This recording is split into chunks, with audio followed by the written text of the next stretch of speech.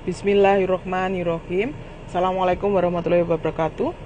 Pak Jokowi, perkenalkan saya Utami. Saya adalah ibu rumah tangga dengan anak satu. Sekarang anak saya sekolah di Amerika, di Los Angeles untuk mengambil community college dan sebentar lagi transfer insya Allah ke Universitas California. Saya tidak sedang mengeluh, Pak, karena selama saya hidup di negeri ini semua masalah saya harus mencari solusi sendiri. Saya kadang berpikir bahwa menjadi pemimpin itu tidak mudah, karena kebetulan saya juga punya perusahaan konsultan, Pak, kecil-kecilan. Saya punya 44 klien di Indonesia ini. Saya adalah konsultan yang menangani sistem. Jadi saya membuat sistem, lalu mengaplikasikannya dan mengaudit tentang bagaimana implementasi sistem dan bagaimana sistem itu diolah oleh perusahaan, dan melakukan auditing membandingkan antara sistem yang dibuat dan practices yang mereka lakukan. Saya cuma sedikit curhat, Pak, tentang situasi akhir-akhir ini. Sebenarnya saya tidak mau berbicara, saya bukan orang politik, saya bukan orang partai, saya ibu rumah tangga yang berkarya, berkarir untuk bertatih-tatih membantu suami saya untuk bisa membiayai sekolah anak saya, karena kebetulan anak saya adalah anak dengan talenta yang luar biasa. Dia seorang desainer komikus, juga writer untuk skrip skenario, tetapi bangsa ini tidak melihat anak-anak di industri kreatif. Maka saya bertatih-tatih, kalau orang Jawa bilang saya makan tahu dan tempe, yang penting saya bisa membiayai anak saya ke Amerika. Alhamdulillah, Pak, anak saya sekolah di Amerika dengan IP 3,7 dan sebentar lagi dia akan transfer dengan rekomendasi profesornya untuk masuk Universitas California. Semoga Allah memudahkan. Saya tidak sedang curhat tentang anak saya, Pak, karena saya juga tidak mau curhat kepada siapapun. Saya mencoba membantu menangani semua masalah yang muncul di rumah tangga kami dengan bertatih-tatih sendiri dan tidak berharap pada siapapun.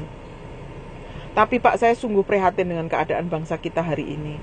Saya merasa keberadaan Bapak sebagai pemimpin itu tidak ada.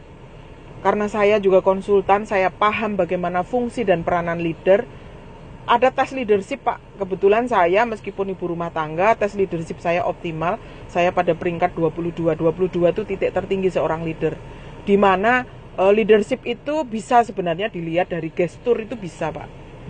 Nah, saya dalam hal ini ingin menyampaikan ke Bapak, selama periode Bapak menjabat sampai dengan hari ini, saya perhatikan Bapak itu hanya berbicara tentang pendukung Bapak, partai Bapak, tim sukses Bapak, orang-orang di seputar Bapak. Bapak lupa bahwa ketika Bapak sudah menjabat, itu partai Bapak harus Bapak letakkan. Saya juga nggak paham kenapa Ibu Mega menyampaikan bahwa Bapak itu adalah pengurus partai, pejabat partai, pesuruh partai, apapun lah namanya. Saya nggak penting itu istilah. Yang penting saya cuman bisa merasakan sebagai rakyat bahwa apa yang disampaikan Ibu Mega, yang terjadi dengan Bapak, itu kita bisa merasakan, Pak, rakyat di bawah ini. Apalagi terlebih-lebih, Pak, dengan aktivitas-aktivitas pro kontra, aktivitas yang saling membawakan misi-misi tertentu bagi kelompoknya masing-masing. Itu keberadaan pemerintah tidak ada. Saya mengilustrasikan begini, Pak. Ada kelompok 10 orang, masing-masing mereka tidak punya ilmu tentang kesehatan. Mereka berbicara tentang tekanan darahnya. Satu orang mengatakan, saya sehat, padahal tekanan darahnya 140. Kalau yang orang kedua mengatakan saya sehat, padahal tekanan darahnya 76 atau 110 rendah. Dan sampai 10 orang tadi semua nggak paham tentang tekanan darah. Nah, mereka berdebat, Pak. Carut-marut berbicara tentang tekanan darah. Nggak jelas omongannya itu apa. Dokter pun menyampaikan, mengasih tahu mereka bahwa harusnya tekanan darah itu, Bapak mendengarkan saya sebagai seorang dokter, yang normal adalah 80-120. Itu dokter itu, Pak, sudah tidak didengar lagi sama orang-orang 10 tadi. Kenapa? Karena motivasinya tidak mau mendengar, hatinya tidak jernih, Pikirannya sudah kotor dengan motivasi sendiri-sendiri semua. Hancur Pak bangsa ini kalau begini terus. Perang saudara akan pasti terjadi.